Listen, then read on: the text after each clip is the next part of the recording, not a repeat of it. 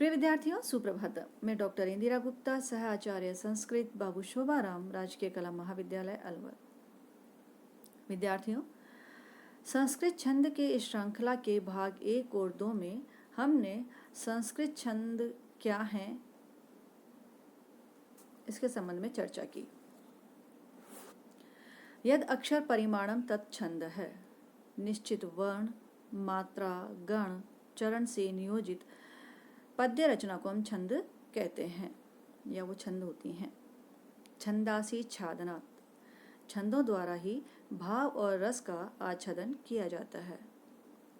विद्यार्थियों, हम किसी भी विषय का उद्भव वेदों से मानते हैं या उनका प्रारंभ हम वेदों से मानते हैं। छंद के विषय में भी हम इसी बात को कह सकते हैं कि छंद का उद्भव वेदों से है, क्योंकि छंदों का उद्भव ही नहीं, हम वेदों को जो है छंद साहित्य भी कहते हैं। दूसरी ओर से हम छंद को वेद का चरण स्थानीय भी कहते हैं। छंद है पादौ तु वेदस्य। जैसा कि हमने प्रथम भाग में पढ़ा था कि 6 वेदांग कहे गए हैं: शिक्षा, कल्प, व्याकरण, निरुक्त, छंद, ज्योतिष। तो इनमें जो छंद है उनके पाद स्थानीय कहे जाते हैं। जब हमने छंद का प्रथम भाग और द्वितीय भाग में छंद की चर्चा की तो हमने पाया कि एक सूत्र है, यह माता राजभान सलगम। यह माता राजभान सलगम से हम गण बनाते हैं। 3 वर्णों का समूह है गण कहा जाता है, और उन गणों की गणना, उनकी जो निश्चित योजना है उसके आधार पर छंद का लक्षण निश्चित किया जाता है। इसके पूर्व वाले द्वितीय भाग में हमने जो है मात्रिक छंद पढ़ा था, आर्य जाति छंद, जिसे हमने पढ़ते समय ये भी पाया कि वह मात्रिक छंद है क्योंकि वहाँ पर मात्राओं की गणना की जाती है। मात्रिक छंद और वर्णिक छंद में यही अंतर है कि वर्णिक छंद में वर्णों की गणना की जाती है और वर्णों की एक सुनिश्चित स्थिति होती है। 3 के समूह को हम एक गण के रूप में निर्धारित करते हैं और फिर जो गण होते हैं उनमें जो वर्णों की स्थिति होती है, उनकी जो कितने वर्ण हैं और किस क्रम में हैं, उसके आधार पर जो छंद है वो निर्धारित किया जाता है। आर्य जाति छंद है वह मात्रिक छंद है, जो कि आपके कोर्स में एकमात्र मात्रिक छंद है। यस्या प्रथमे पादे 12 मात्रास्तथा तृतीये अपि 18 द्वितीये चतुर्थ 15 सा आर्या।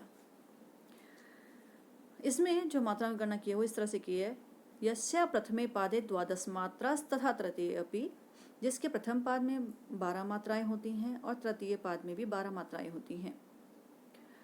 18 द्वितीय चतुर्थ 15 सा आर्या, और द्वितीय पाद में 18 मात्राएं होती हैं और चतुर्थ पाद में 15 मात्राएं होती हैं। ऐसा छंद आर्य जाति छंद कहलाता है।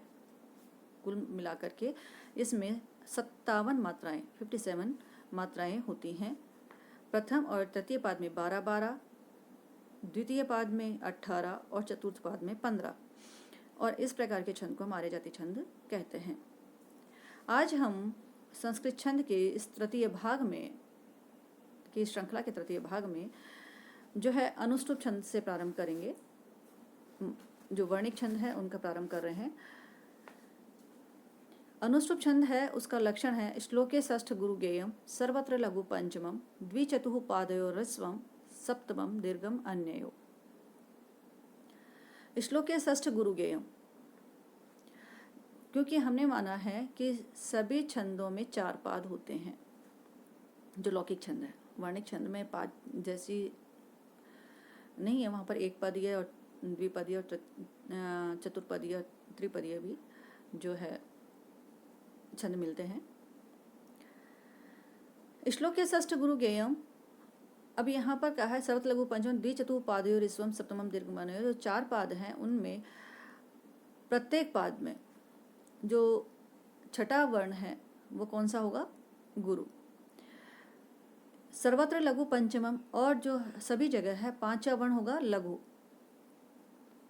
द्विचतुः पादयो ह्रस्वम, द्वितीय और चतुर्थ पाद में जो है ह्रस्व वर्ण होगा, कौन सा? सप्तम। सातवां वर्ण जो है ह्रस्व होगा, लेकिन दीर्घम अन्य हो, लेकिन अन्य पादों में मतलब प्रथम और तृतीय में जो सातवां वर्ण है वो कैसा होगा?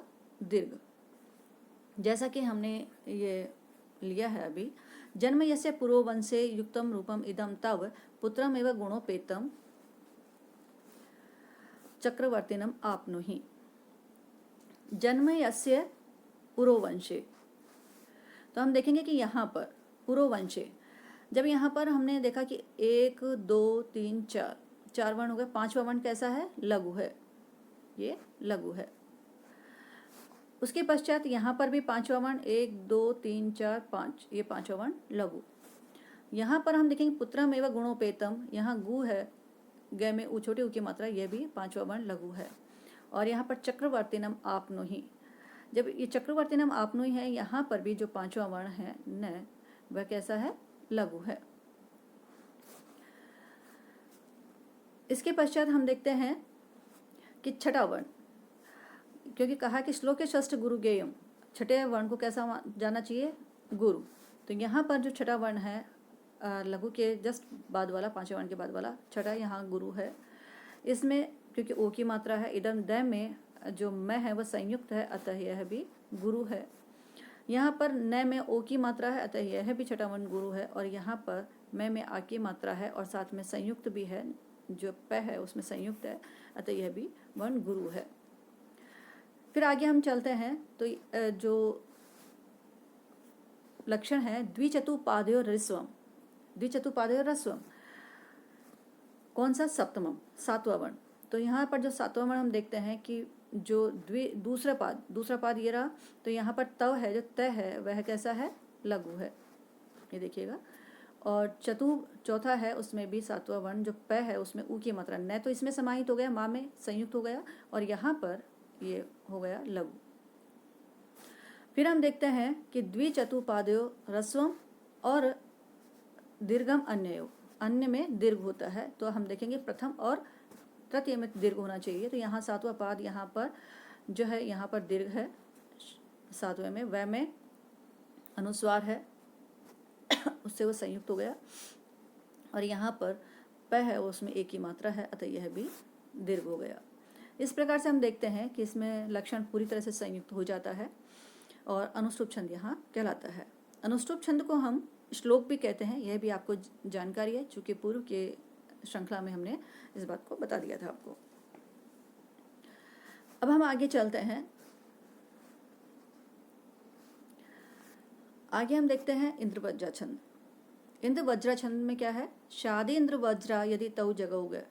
एक खासियत और देखेंगे, जब अनुष्टुप छंद की भी बात की, तो यहाँ पर जब जो लक्षण है, इसमें भी हम यदि इस लक्षण को लगाएंगे तो यह भी यहाँ पर भी घटित होगा। और जो इंद्रवज्रा छंद है, इसके भी जो लक्षण दिया हुआ है, शादी इंद्र वज्रा यदि तव जगऊ गए, यदि ये जो मात्राएं, ये वर्ण है, वर्णों का गुरु और लघु की, जब यहाँ पर आप ऊपर लक्षण में इन्हें अंकित करेंगे, गुरु और लघु, तो जो इंद्रवज्रा छंद का जो ये गण है, तगण तगण जगन गुरु गुरु, इस तरह से 11 मात्राएं यहाँ लक्षण में भी घटित होंगी। चाहे आप देख लीजिएगा, यहाँ पर शादीन्द्र वज्रा यदि तव जगऊ गए, तो स में चूंकि बिना स्वर के है, अतः यहाँ पर इसका कोई औचित्य नहीं है। या है, या गुरु है। द में जो ई की छोटी मात्रा है, लेकिन साथ में न और दूसरा द, ये संयुक्त है, अतः गुरु हो जाएगा। और उसके पश्चात ये दोनों गुरु हो गए। उसके बाद में र बचा, ये जो र है वह लघु हो गया यहाँ पर, और वह लघु, ये इसमें जय है, वो जय होने के संयुक्त होने के कारण गुरु हो गया। और फिर रा है, यह भी गुरु हो गया। तो कहने का है कि इसमें भी ये लक्षण घटित होता है। यदि हम वर्ण की संख्या देखें तो यहाँ पर 1 2 3 1 2 3 4 5 6 7 8 9 10 11 संख्या हो जाती हैं। इसी प्रकार से हम यहाँ देखें नीचे, अर्थो ही कन्या परकीय तमद्य संप्रेक्ष्य परिग्रहीतुम जातो ममयम संप्रेक्ष्य परिग्रहीतुम जातो ममयम इष्टः प्रकामम प्रत्यर्पित न्यास इव अंतरात्मा। तो यहाँ पर भी लक्षण घटित होता है। शादीन्द्र वज्रा इंद्र वज्र छंद होगा कहाँ पर? जहाँ पर तगण, तगण, जगण और दो गुरु होंगे, अंत में दो गुरु होंगे, तगण होगा, जगण होगा। अब तगण का क्या है? ता रा जय, तगण में आएगा ता रा जय, मतलब दो गुरु और एक लघु। और फिर जगण में आएगा जय भान, तो जय भान का मतलब है यहाँ पर लघु गुरु लघु। इस तरह से ये लक्षण यहाँ पर हम घटित करके देखते हैं। तो अ में र समाहित, र संयुक्त है, अतः यह गुरु हुआ। थ में ओ की मात्रा है, गुरु हुआ। ही छोटी ई की मात्रा है, अतः यह लघु हुआ, मतलब ता रा ज। फिर यही लक्षण यहाँ पर आगे होगा। कन्या, क में न संयुक्त है, अतः गुरु हुआ। या में गुरु है, अतः यह है। और प लघु है, यहाँ भी ताराज हुआ। इसके पश्चात हम देखते हैं रकीय, तो र लघु है, क में बड़ी मात्रा है और यहाँ पर लघु है, तो लघु गुरु लघु, मतलब जय भान, तो जगण हो गया और इसके पश्चात ये दो गुरु हो गए। इस प्रकार से हम देखते हैं कि इसमें यह लक्षण पूरी तरह से घटित होता है। अतः शादी इंद्र वज्रा यदि तऊ जगौगा, यदि वहाँ पर तगण, तगण क्योंकि द्वितीय में है तऊ, जगण और गौ गह दो गुरु हों तो वहाँ पर इंद्र वज्र छंद कहलाएगा। अब हम आते हैं अगले छंद पर, उपेंद्र वज्र छंद पर। उपेंद्र वज्र छंद, इसमें भी 11 ही वर्ण होंगे। आप देखेंगे तो इसके लक्षण में भी मिलेंगे और उसके बाद में नीचे भी मिलेंगे। हम लक्षण में देखेंगे 1 2 3 4 5 6 7 8 9 10 और 11। ये दोबारा देख लें, मैंने एक छूट गया था। 1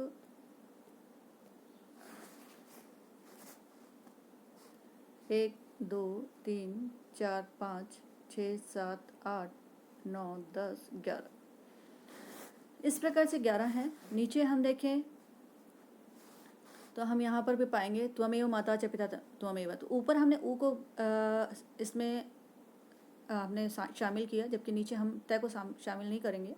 कारण उसका यह है कि ऊ अपने आप में स्वर है, जबकि तय है जो स्वर से रहित व्यंजन है, अतः यहाँ पर हम इसको गणना में शामिल नहीं करेंगे। तो व में व, तो यहाँ हो गया 1 2 3 4 5 6 7 8 9 10 11।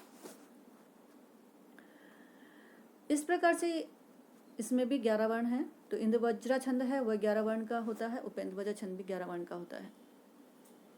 प्रत्येक पद में 11 वर्ण होते हैं।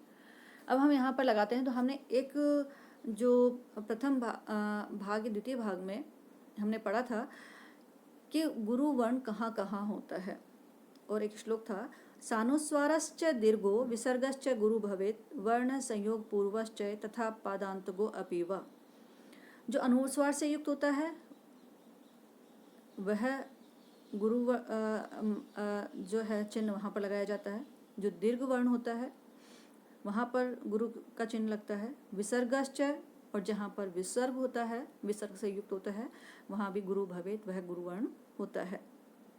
वर्ण संयोग पूर्वश्च, और संयोग जहाँ पर होता है, जो किसी वर्ण से संयुक्त होता है, वह भी उसके पूर्व वाला वर्ण होता है, वह गुरु कहा जाता है। तो ये तो हम अभी तक घटित करते ही आ रहे हैं, लेकिन एक और था पादांत को अपीवा। जो पद के का अंतिम वर्ण है, यदि छंद की पाद पूर्ति नहीं हो रही हो तो गुरु को लघु और लघु को गुरु हम स्वीकार कर लेते हैं। उपेंद्र वज्र छंद में जो मैंने ये लक्षण दिया है ये उसी प्रकार का है। चूँकि ये लक्षण इसलिए दिया है कि बहुत ही प्रचलित है और सभी को करीब करीब यह जो वंदना है, हम जो बाद में ईश प्रार्थना करते हैं तो उस समय हम बोलते हैं, इसलिए सभी को आती है और मैंने इसको उदाहरण स्वरूप प्रस्तुत किया है। त्वमेव माता च पिता त्वमेव, त्वमेव बंधुश्च सखा त्वमेव, त्वमेव विद्या द्रविणम त्वमेव, त्वमेव सर्वं मम देव देव। तो यहाँ जो वह रस्व है, क्योंकि यहाँ पर ए है, संयुक्त ए स्वर है, मैं में ए जो संयुक्त स्वर है, तो अतः वहाँ पर गुरु है और वह है, वह भी लघु है। तो यहाँ पर हो गया उपेंद्र वज्रा का जो लक्षण दिया हुआ वो ये दिया हुआ है। जय तय जा, जगण तगण जगण। उपेंद्र वज्रा और इंद्र वज्रा में यही फर्क है, दोनों में समानता तो ये है कि दोनों में 11 वर्ण हैं, लेकिन अंतर क्या है कि वहाँ पर तगण तगण और जगण होता है, लेकिन यहाँ पर जगण तगण जगण होते हैं। उसके बाद में वहाँ पर भी दोनों दो गुरु होते हैं, यहाँ पर भी दो गुरु होते हैं। मतलब फर्क इतना है कि वहाँ दो तगण एक साथ आते हैं, उसके बाद में जगण आता है। यहाँ तगण मध्य में आता है और उसके पूर्व में जगण आता है और उसके बाद में भी जगण आता है। तो जगण का मतलब है जय भान। तो यहाँ हम देखेंगे कि जय भान।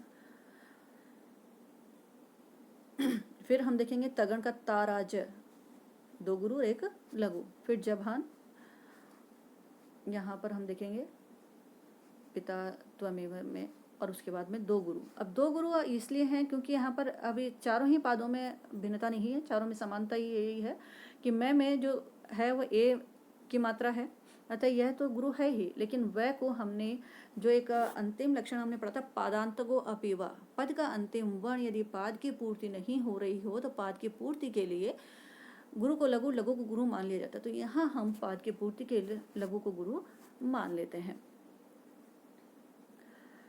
इसके बाद आते हैं हम उपेंद्र वज्रा के बाद में उपजाति छंद पर। उपजाति छंद इन दोनों का ही मिश्रण होता है। जो इंद्र वज्रा छंद है और जो उपेंद्र वज्रा छंद है, इन दोनों का मिश्रण उपजाति छंद कहलाता है। इन दोनों के जैसे कि उनमें भी 4-4 पाद होते हैं और 11-11 मात्राएं होती हैं, इसमें भी 4 पाद होते हैं और 11 मात्राएं होती हैं प्रत्येक पाद में। कुल 44 वर्ण होते हैं। मात्राएं क्या नहीं, माफ कीजिएगा, 11-11 वर्ण होते हैं प्रत्येक पाद में और 44 वर्ण होते हैं। तो शादिंद्र वज्रा यदि तव जगोगे, ये इंद्र वज्र छंद का लक्षण है। उपेंद्र वज्रा जत जास ततोगो, मतलब जहाँ पर दो तगण जगण और दो गुरु हो वो इंद्र वज्र छंद है। जगण तगण जगण जहाँ पर हो, जगन तगन जगन और उसके बाद में दो गुरु, वहाँ पर उपेंद्र वज्र छंद है। लेकिन फिर उसके बाद में आता अनंत उदीरित लक्ष्म भाजव पादव यदिया उपजातयतः। लेकिन इन दोनों के जो लक्षण हैं वो दोनों का मिश्रण जब हो जाए तो वहाँ पर उपजाति छंद होता है। अब उपजाति छंद में कोई आवश्यक नहीं है कि दो पाद एक के होने चाहिए, दो पाद दूसरे के होने चाहिए, मतलब दो पाद इंद्र वज्रा के होने चाहिए, दो पाद उपेंद्र वज्रा के होने चाहिए, ऐसा निश्चित नहीं है। एक या एक से अधिक पाद इंद्र वज्रा के हो सकते हैं, बाकी के उपेंद्र वज्रा के हो सकते हैं, या एक से अधिक उपेंद्र वज्रा के हो सकते हैं, एक या उससे कम या उससे ज़्यादा पाद जो है इंद्र वज्रा छंद के हो सकते हैं। पर है कि ये कि दोनों इन सभी में 11-11 वर्ण प्रत्येक पाद में होते हैं। तो यहाँ हम देखेंगे 1, 2, 3, 4, 5, 6, 7, 8, 9, 10, 11। ऐसे ही हम आगे भी देखेंगे तो उनमें भी 11-11 वर्ण होंगे। और साथ में हम जब लक्षण घटित करेंगे तो जैसे इसमें है कि जो तारा वो जय भान है, मतलब पहले ऊपर है वो किसका है, उपेंद्र वज्रा छंद का लक्षण है, जिसमें दिया हुआ है जय भान है, मतलब पहले जगण है, फिर तगण है, फिर जगण है। गूढ़म ही दात्मकम तेज। अब यहाँ पर क्या है, इंद्र वज्र का क्या लक्षण है, तगण तगण और जगण। तो यहाँ पर गूढ़म, तो यहाँ पर गुरु आ गया, ये गुरु हो गया और फिर ये लघु हो गया, तो ये हो गया ताराज। मतलब कहने का कि ये उपेंद्र वज्रा का लक्षण है और ये इंद्र वज्रा का लक्षण है। इंद्र वज्रा और उपेंद्र वज्रा और उपजाति तीनों में 44 वर्ण तो होते हैं, लेकिन इनमें थोड़ा जो अंतर है या हम बहुत अचानक उन्हें समझ लें तो हम देखेंगे कि इंद्र वज्रा छंद में जो प्रथम वर्ण है वो कैसा होता है, गुरु, और उपेंद्र वज्रा में लघु, और जो उपजाति है वह इन सब का मिश्रण है। इस प्रकार से हम उपजाति छंद को समझेंगे। अब हम जो है एक नया छंद और पढ़ते हैं, क्योंकि अभी तक हमने जो या तो अनुष्टुप पढ़े हैं और इंद्र वज्र उपेंद्र वज्र बहुत प्रचलित छंद हैं, उनको हमने पढ़ा। अब श्रगधरा छंद, जो श्रगधरा छंद है उसका लक्षण है म्रभ्नैर्याणां त्रयं त्रिमुनि यतियुता श्रद्धरा कीर्तितेयम्। हम इसमें लक्षण में ही देखेंगे कि मगण, रगण में जो रै समाहित है, भगण, नगण, यगण और नगण।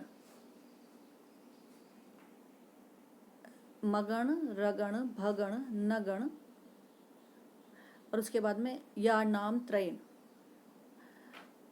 3 बार जो है यगण। त्रिमुनि यतियुता,